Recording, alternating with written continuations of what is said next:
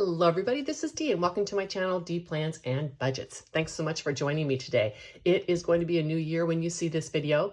A confession, I had recorded this video before, but then while I was traveling, I decided to change a few things in my budget, and so voila, I'm re-recording this video. And that is fine. One of the things I wanted to share with you real quick is we all know Mr. Grinchy here. Grinchy's been a regular person on my channel for a while, and then I have little Grinchy Buttercup, and I still love the Grinch. If anybody wants to know why I love the Grinch so much, it's not just because of a Christmas thing, it's also because of a chorus I sang with Lionsgate Chorus and a Grinch package that we did that was actually a pretty life-altering thing for me, and that is also why I love the Grinch. Now, you're saying, why did you put Grinch away, Dee? Well, because when I was on this cruise, I found a new stuffy that is going to represent what I'm doing this year. And this year is, here we go. Look at him, he's so cute. This is the year of the sloth. And the reason that I chose the sloth is because I know that I need to work on being more patient with slow and steady savings. There is not a lot of places within my budget that I can do that because I need to move funds into my budget. An example is in my low priority sinking funds. If I were to do a $3,000 challenge, let's say in those for those funds, that would take almost the whole year, and I wouldn't have access to those funds for the whole year. So the slow and steady is going to be mostly seen in my annual binder because I don't need to complete those challenges quickly. And we're going to talk about what those are. So say hello to Mr. Slothy. He is going to be my little guy for this year, and I'm going to practice patience with my savings. Okay, and then I got this wonderful card from Elle at the Winning Wallet, and she had talked about not having a printer and being able to do some of the mini stuff. And so, of course, I instantly needed to mail her some stuff, and she has been, oh my gosh, so appreciative. I just wanted her to help her. She is on her way to retirement, folks, and you know that I am all about retiring as soon as you possibly can and making the money that you have work. So when I had a chance to support her in her endeavor, I took it and mailed her a bunch of minis so that she could do things like Mini Monday and Tiny Tuesday and such. And so look at this lovely card. It says, your kindness is appreciated so much. And it says, thank you so much for sending the mini savings challenges. I'm already having a blast with them. You were so kind to send them. Thank you for helping me. Love Elle, the Winning Wallet. She is just such a wonderful, kind person, and I am so happy to support her in her journey as I am to support everyone in their journey. So fantastic with that. All right, next year's budget, we're going to go over that in a minute. A couple things I want to talk about real quick, and these are just a few of the things that are kind of changing next year in my budget. Now, I have talked about these binders before. And these, I think I have this in a different binder, these two together.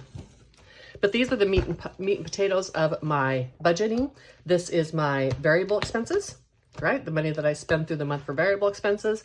These two are my sinking funds. And you'll notice I have separated this year. And when I do my budget, we'll talk about it. These are what some people would call dated sinking funds. These are expenses I know I have coming up, and I know the amounts that I need. And these are my fun, which is travel. Even though it's fun, it is necessary in my life. Now, next I have the last piece of meat and potatoes in my budgeting setup, and that is this one here. And this is my low priority sinking funds binder. And this is money that I have that comes in and out of my budget that I can spend on things that are lower priority. For instance, if I don't have money, I don't buy clothes. If I don't have money, I don't have to give gifts. I'm saving for a phone. Car maintenance, this is basically just tires. I have a full funded emergency fund. Life happens, my mini emergency, incredibly important to be able to fund little things that come up that are not catastrophes that I don't want to cash out my emergency fund CDs for. Money to spend on Etsy, money to spend on Amazon, subscriptions, friends, and a catch-all, and a vacation, which I'm not using at this time, because I'm saving for Italy. And this is the money I saved last year for my Pink concert. It's going to stay in there until I decide what to do with it. Now, this is the other part of my meat and potatoes. This gets funded. Last year, it got funded by Mini Mondays and low priority sinking fund challenges. And it's going to be different this year. And part of the reason is I actually went in here and took a bunch of money out. When I talk about the budget, I'll talk about why I decided to do that, because I was just basically saving too much. Now, in addition, I have this binder and this binder. This is for my YouTube and Etsy side hustle money. I did take all of the excess out here that I don't think I'm going to need to pay taxes, and I carried that over into my budget. And this is my long term, which I don't share this with you, but this includes all the envelopes for my emergency funds, for some long-term savings goals, etc., that I have. At the end of the year, when I am done with everything in the blue, it gets rolled over into this binder. Now, let's talk about some of the savings challenges that I'm doing this year. Things that are not changing. I am starting this year off saving for Italy, and I'm going to finish where I left off. I'm doing the chocolate box. And I'm doing Marlene's Life of a Pig. Well, actually, it's not Life of a Pig. It's wants experiences, not things. And then I will be continuing to do Build a Farm for a couple weeks, or probably a couple months. I want to finish all the challenges in there. Build a Farm is funded by my leftover walking around money. And then I have these 2 boxes that I'm starting with, and this is also funded by my leftover walking around money. I need to finish Christmas, which I'm going to do, and I have my critter box. I am looking for another box to go for my travel, but my Italy money is less this year. Now, let's talk about these 2 things, because this is a big change this year. In the past, I was very strict about if I had, for instance, $3,000, let me get this binder out so I can show you.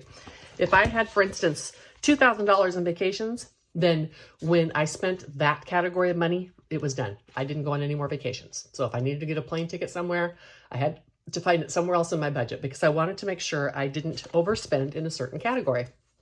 Because it gets tempting to cruise, book a bunch of cruises or book a bunch of camping trips, etc. This year, I am doing the same thing. I have a strict budgeted amount in there. However, I left myself money to be able to put into any of these categories that I want, right?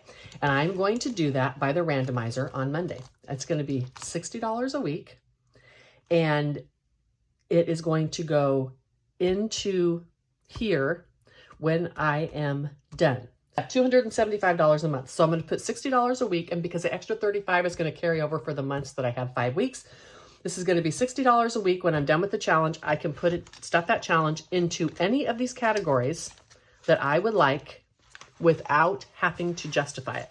If I think I've spent a bunch of my vacation money and I want to beef that up, I can put it anywhere that I want to. And then I'm continuing with my Freebie Fridays. That is going to be my sloth money, but it is going to go up this time to $40. I needed $160 a month to try to finish sloth this month. So I am going to be continuing to do mini Mondays on my miscellaneous Monday, but that money is going to be funding these excess money in my sinking funds, travel related, and then I'm going to be raising them out in my Freebie Friday. Now let's talk about the big one. Well, I guess let's talk about this one, the low priority. The binder's staying the same. I'm not going to go through all of the challenges that I have in here. We'll do that when we see them, but I've got some extra ones ready to go. This is the one that I do in the randomizer method. I may have to trim that off so that I can see the ones behind it. Anyhow, I do this with the I roll a dice, and whatever it comes up, I do that challenge. Now, I have these challenges picked kind of like I've picked a challenge that I think fits within the budget that I want for that category. However, I can always change that money. Let's say I get done with this vacation challenge and I don't want to put any extra money in travel. I can put it anywhere I want, right? Which is probably usually going to be the catch-all because it can go anywhere. So just because I have these labeled doesn't mean that money has to be there. It can be there if I want it to be. All right. So the low priority is not changing. I do have all new challenges in here because I went in and took all the money out of those challenges. So I have all new challenges to start the year. Now, this is the fun one this year. This is my annual goal. We're going to continue to do sloth, right? And like, so cute. Hello, friend. Anyhow, we're going to continue to do feeding the sloth, and we're going to do that the same way. I'm going to do the money on Freebie Friday, and then anything that finishes goes into the sloth, and we will feed the sloth on that Monday. I am doing this savings challenge by Ren and Champagne. I contacted them. They developed this for me. Slow Motion Mondays. Absolutely love it. And this is one of theirs, like their Taco Tuesday, right? So it's one of those that you put the money in. I actually put envelopes in each one of mine because I'm going to keep the monthly money separately. I think I'm going to make some sloth money for this and use special sloth money. Haven't done that yet, but I think I'm going to. So that's the challenge from Ren and Champagne. I have the card there just so I remember to do it. I have my savings challenges, which are free to you on Ko-Fi the whole entire year. I encourage you, please go get these. I absolutely love them this year. I made them with each and every one of you in mind. They are free to you, and I would love for you to go get them and help you save money this year. There has been 1,500 of these downloaded, and you have no idea how wonderful that makes me feel to know that something I created is going to help 1,500 people save money. Y'all, that touches my heart. That's exactly why I'm here, is to help people. I'm going to finish my sloth box set. I don't have a lot to go on that, but I'm going to finish it. And then I have what I call rotating challenges, and these are challenges that can come and go. I made this one for me. I just made a set of these little printed mushroom cards. I thought they were cute. They didn't print fantastically, but on the back, I put these. I want to save 25s and 25.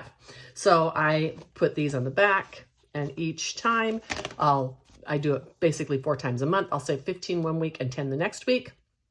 I did this specifically this way because I may not have $25. Otherwise, every other week I'd need a whole $25, and I may not need that. So these are a challenge that I made. I didn't list these anywhere because it's a front-back challenge, and it might be hard for people to print at home. I have my grandson, and for my grandson, I am using Marlene's little set of critters. Just had to do it. I save $50 a month for him, and I will be using these to take that money, and then I add it to his CD when it matures. The other rotating challenge that I'm doing is Judy's, Save with Judy. This is her year long. I think I'm doing only $3 an icon. I had a budget with all my money in here, and that's why I chose these challenges. I am going to be doing this chicken one that I created. This is on my Etsy shop. And this one I'm going to be using to do some leftover if I have it. And of course I have this guy right here, my hog and the leftovers. Same as Totally Leftover, but it's with hogs. And then I have moved this one from Madeline into this, and I'm going to be completing this in Ron. So I will still convert the budget that I have for this. It'll still be converted to Ron every month because I have that money and I want to keep using it. So there will be a couple challenges that get to come in the year in this one because I haven't allocated all the money. And I know that I don't want to do the same thing all year long, so I'll be bringing in some other challenges. All right, now let's talk about my budget. All right, let's talk budget. And I zoomed in here so we can look at this. This is January 2025. This is my YouTube budget. This is the budget sheet that I use. However, I go through and take out some individual things like the amount of my Social Security check, what bills I pay on what day, but I do want to share the totals with you. So you will notice that some of this stuff is blank, but I still give you the totals. Now, for my income for 2025, I am going to have $5,462 a month in income. And last year, you will notice it was only $5,000. The reason I have this extra money is I have money, almost $6,000, that I was under budget this year. I actually have more than that, but I only brought $498 in. $6,000 under budget. That was mostly in my low priority sinking funds. I had a lot of excess money in there. Now, the reason that I did that, in the past, when I have had leftover money at the end of the year, which is always, I tend to save 10 to 15% of the money that I budget.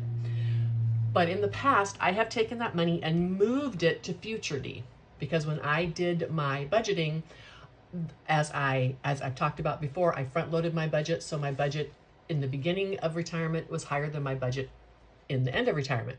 So I've been taking some of that money and moving it. And I still did a little of that this year, but I didn't need it all. And I had some extra expenses coming up this year in that I want to continue to save for an Italy trip, and I wanted to do some extra travel.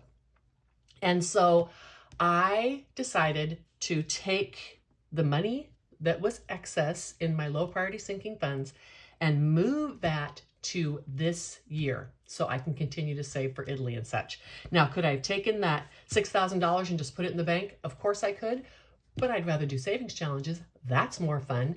And while I'm doing savings challenges and saving for things like Italy, and thinking about how much fun I'm going to have going to Italy. Same thing with saving for travel. So this is primarily where all the extra money came from. I still have the same budget, but I'm carrying some through. And again, I need to reward myself. I will discuss this when I do my yearly recap, but I am set to be significantly under budget this year, and I can't always just take that money and give it to Future D. Future D is well taken care of now, right? Future D, like long-term Future D. Future D, like 2025 D, would like a little bit of extra money to do some stuff. And if I don't have it saved for, I don't do it. And so that is why I decided to bring that money and carry it through. Now, another reason I needed to have more money this year or carry this over is because I had to reduce some of my savings because my bills went up a pretty significant amount, mostly due to health insurance. So last year my bills were $1,749. This year they're $1,899. That's $150 a month. And that is after I lowered things in my budget because I'm always under on my electric, I'm always under on my water, I'm under on my subscriptions. So I actually lowered a bunch of categories, and I still had to raise my budget by $150 a month. And so we have Italy, and then we have this to help pay some of those bills. And how or where I save it for doesn't matter. You'll notice the total is $54.62. $18.99 is going to bills. It leaves me $35.63 left when I'm done. Now, another area that I changed a lot this year is in my consumables. I really cut this down. I cut it $200 a month. And you know what? Let me get this and share with you. It'll be easier if I just do it this way. Let me get December's budget. So this was my last year. My budget for consumables, which is groceries, was $330. My budget for eating out was $50. My home budget for things I need around the house was $55. Spending budget, I only had $50 in here. Hobbies, I had $75. And then social, I had $200, same amount. Gas, I had $200. And walking around, I had $200. So you can see I have radically decreased a bunch of these. And the reason that I did that is I felt I was giving myself too generous of an amount in here, which is part of the reason I had so much extra money in my low priority.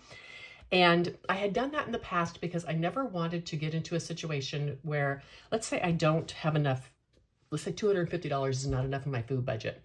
And I am then trying to decide what other areas I don't want to spend money on. I didn't want to get into that. And so what I decided to do is November and December, I carried over the leftover money instead of putting it in my low priority because I knew it was just going to be excess. And so I'm starting the year off with a bit of a buffer. Additionally, when I have leftover money, I'm going to carry it over each month, because another thing that I am noticing consistently when I do my budget, and I'll show you my year in review in a different video, is that I have months where these expenses go up and down. Sometimes I spend nothing in eating out for months, and then I'll eat out 3 or 4 times in a month. Or extra expenses that I have, hobbies. Groceries is a big one. If I need to stock up on stuff, I'll spend all my grocery money, sometimes only spend $100. So what was more important to me is if I have that carryover, and then I have a month, let's say I need toilet paper and paper towels and dishwashing liquid and some soap and shampoo, I'll go over, and that's okay because I have a buffer. So this allowed me to cut $200 off of this budget, which was money that went into my low priority sinking funds, right? And that was primarily the money that I would use to do my mini Mondays. But that's okay, because like I said, we're doing a different thing on mini Mondays now. So now after my $1,065, I have $2,498 left. Let's talk about my needed sinking funds, okay? For my sinking funds, they're into the categories of home. That is things that I need for around the house. This is not major home experiences. This would be like a garden hose or maybe a new frying pan, etc. Tech, $75 a month. I know I'm going to need to replace my phone. I have almost enough in my low priority, but I always like to make sure I save enough to replace like a laptop or whatever I need during the year, because I can't go without my technology. I use a PC and they don't last like Macs, so you have to replace them every few years. Planners and budgets, this is for needed supplies in those areas, not the fun stuff, but the needed stuff. Medical, I raised that quite a bit this year at $125 because I need to have some extra money for some co-pays and stuff. I don't have any major stuff, but I do have a couple extra appointments per year I have to go to, and I have co-pays for those. HOA, that's the money I save to pay my HOA. Escrow, that's the money I save for my escrow short. And this year, I think I'm going to exceed the money. I have some extra money I saved in another taxes category. You know, between taxes and insurance, I think I'm going to get hit with like another $100 a month that I have a short, and I'll need to pay that back. YouTube TV is a sinking fund that I do because I pay it in advance, $40 a month. And then lawn service, I save that every single month of the year, even though I'm only using lawn service about 8 months out of the year. So these are my needed dated sinking funds. That totals $466 a month. After those, I have $2,032 left.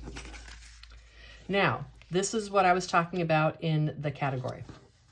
For my travel, this is primarily like regular travel trips that I would take, plane trips to see my family or maybe bring my family here, etc. These are regular trips. I have a set budget of $250 a month. My Pacific Northwest, I have a set budget of $200 per month, and cruises $150 per month. I already have 2 cruises booked for this year. I'm still getting them free, which is why this number is lower. It will probably raise in future years when I get less free cruises. So the budget that's going in there is $600 a month. I carried over the money I had left last year from Van Gear or in events, and so I'm not adding a planned amount to that every month, but we're going to talk about the money that I'm putting into that in just a little bit. So after this necessary that I know I want in those categories, specifically $600 per month, that leaves me $1,432. In my low priority sinking funds, I kind of went through the categories with you when I showed you the binders. I have it kind of separated into the things in my low priorities that I need. That would be clothes, gifts, car maintenance, life happens, mini emergency is a huge one, and things that I want, and that is friends, Amazon, Temu, Etsy, that type of stuff. So $407 a month going into low priority. That's going to be significantly less because I did carry over about, I think, $3,500 of my variable spending into low priority sinking funds as well, which is why I had such a stockpile in there. $1,025 left. That $1,025 goes to sinking any. That is the extra money that I can put into any of these categories in my sinking wants, $275 a month. Additionally, dumb things with money, $150 a month. This may or may not be casino. I do my leftover walking around money for casino. That primarily funds it, but this is just dumb things I want to do with money. Maybe I want a $400 purse, whatever. Italy, $250 a month is going to continue to be saved for Italy. And then my emergency fund, my set emergency fund is getting $300 a month, and my grandson $50 a month. So that I have $5,462 a month income, and I have allocated $5,462. The editing D wants to jump in here quickly and talk about this little box right here, which is the total of all 3. Now, the reason I do this little box is this is the money that I would need in my life just to live.